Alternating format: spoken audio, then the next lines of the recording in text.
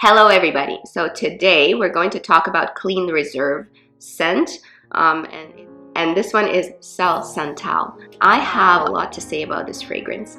This is a perfume I purchased a couple of months ago in a mini size, a travel size, and I have actually gotten through this. So because of the conflictual nature of emotions that this perfume really stirred up in me, I really wanted to get through the entire travel size to be able to be very precise and pointed with my review, mostly because I had trouble really putting into words, which I never usually do, how I feel about this fragrance.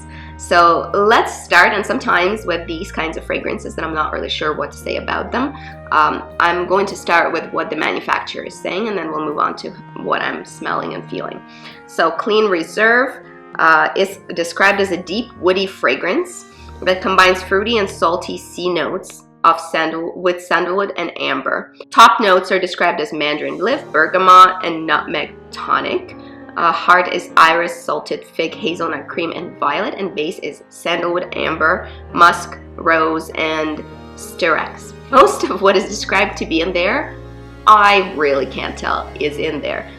Either it's kind of shades of gray, which my nose isn't sophisticated enough to pick up.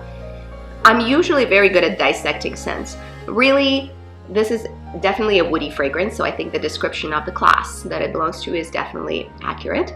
But I only smell a couple of things in here, definitely no flowers. So the flowers that are listed here, I can't pick up. They're not there for me. Some might argue there's like slight powderiness to point at iris or violet. No, I can't smell the flowers. I don't think that there's much of that going on. They're doing maybe some kind of a supportive thing, but really not discernible. As I said, sandalwood is there, but for me, this doesn't really smell like sandalwood, I have to say. For me, the scent is definitely a woody scent. Sandalwood has a very special quality, especially when burnt. It is a very specific kind of a wood scent. I don't smell sandalwood in here. What I smell is generic white wood, and that white wood is very dry and cool to the touch, and it smells kind of like if you're in a workshop of your husband or dad or grandpa and they're cutting bone dry boards, and then you smell the sawdust. That's the kind of woodiness that I can pick up in here. However, this dry sawdust somehow combines with a dampness. This dampness is probably brought around by fig. The fruity component is there. I can't smell much else, but the fig is there. And that wet fig combined with the wood creates this sort of aloof, cool, slightly damp, and slightly fruity wood-based scent. There's nothing really in my perfume library that compares to it. There's nothing really in my sort of brain memory bank of scents that I can really liken it to. Mostly because I finished the bottle and I still don't know how I feel about it. What I can tell you is that damp, fruity woodiness is very unique and interesting. It's wonderful to see. Even if it's not my thing, I can still appreciate a scent that isn't like every other scent. This is certainly something else. This is certainly something different. It's a good attempt, good stab at something that isn't yet prevalent on the market. Oddly, I think the juxtaposition of the salt that is definitely there and the sweetness of the fruit is not jiving as well as I would like for it to. Sweet and salty is a really nice combo, and I think done right in scents can be very pleasant. But here they're fighting a little bit. There is a little bit of a struggle there between the sweetness and the saltiness, and I feel like the fragrance doesn't really quite know, is a bit indecisive, doesn't really quite know which way it wants to go. But it's certainly, this struggle I think is intentional and very interesting, and probably different notes are going to be brought out differently on skin. What I've experienced so far, myself and my husband have very different response to this particular scent on skin. So this is one of those that certainly you will have to try on to know what it is going to smell like. So a bit of a chameleon. Thanks to the woodsy base, it does last very, very well on the skin. So now moving on to who comes to my mind when I imagine a person wearing this scent. Honestly, it's so unisex, leaning towards male, that I do imagine a young man, a well-educated millennial, looking to stand out, looking to feel and smell unique. He's riding a bike, doesn't have a car.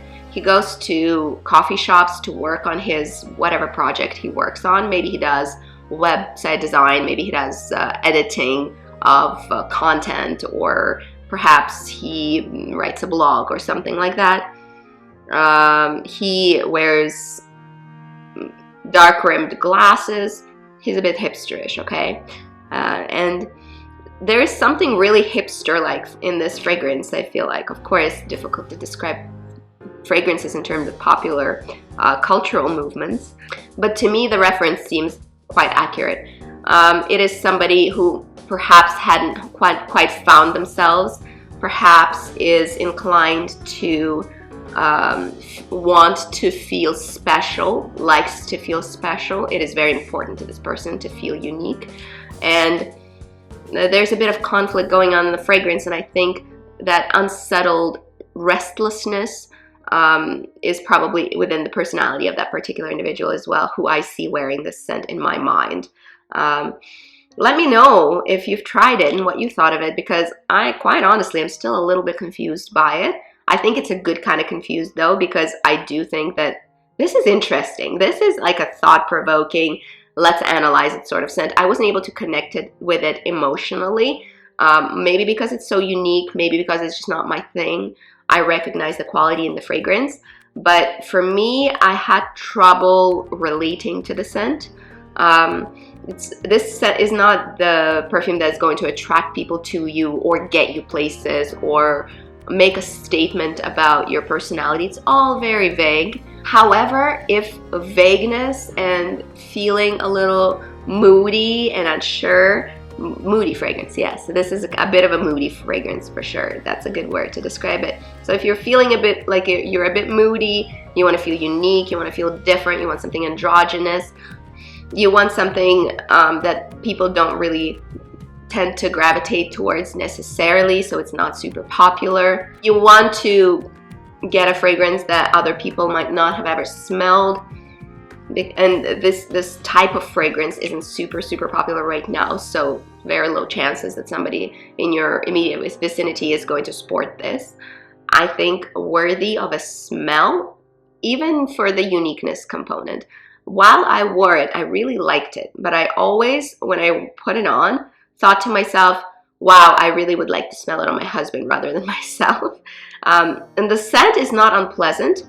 It is quite a pleasant scent, but like I said, it just has so much undetermined fluctuation and moodiness, and it just has a lot of uncertainty about it. It's not one of those scents that I would say, oh, this is a fragrance X, and it knows where it's going, this is what it wants to say, we've determined this. This is a bit less obvious, a little bit more inconspicuous, a little bit more unsure of itself, perhaps. However, if you're looking for a personal recommendation, not my thing, so therefore I can't advise you to go ahead and purchase this, but give it a sniff. Interesting, but I'm just not sure. I'm still not sure how I feel about it.